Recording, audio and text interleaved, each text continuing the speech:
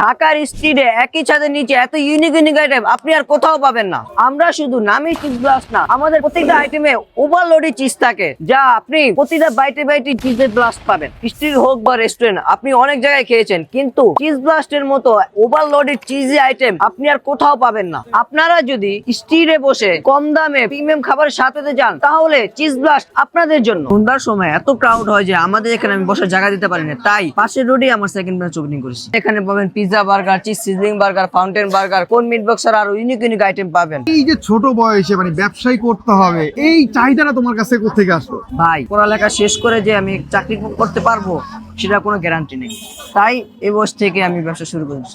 দেখ, এই যে ছোট ভাইয়ের যে আসলে এই যে একটা যে আসলে উদ্যোক্তা হওয়ার চাহিদা, এই জিনিসটা খুব বেশি ভালো লাগছে। চিজ ফাউন্টেন বার্গার, আর এই হচ্ছে পিজা বার্গার, আর আরো নিয়েছি হচ্ছে কোন মিট বক্স। প্রথমে হচ্ছে তাদের ফাউন্টেন বার্গারটাকে দিয়ে শুরু করতেছি। ফাউন্টেন বার্গারটা উপর থেকে যখন উঠাইলাম, যে চিজের যে ব্লাস্টটা হইলো না, দেখতে বেশ স্যাটিসফাইং লাগতেছিল। তো বিসমিল্লাহ। বাইরে যদিও আমি বার্গার খাইতে খুব বেশি এটা পছন্দ করি, কারণ বার্গার খাবার হাত মুখ ভরবে না তা হয় না। এই চিজ ফাউন্টেন বার্গারটা পুরাই হচ্ছে একদম চিজে ভরপুর। আর যদি ভিতরটা যদি একটু দেখাই, ভিতরে বেশ ভালো পরিমাণ পুরো একদম ওভারলোডেড চিকেন দেওয়া আছে। চিকেন এবং চিজ দুইটার পরিমাণে বেশি থাকার কারণে বার্গারটা খাইতেও বেশ ভালো লাগতেছে।